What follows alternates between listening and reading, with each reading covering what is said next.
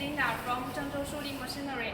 Today I will introduce the hydraulic shisha charcoal machine for you. Now let's take the machine.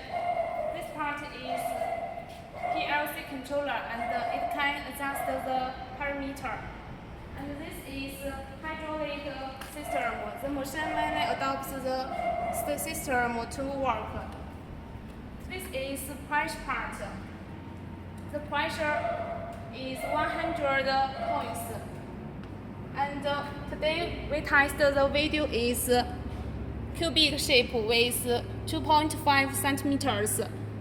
It can make 60 pieces per time and 4 times per minute.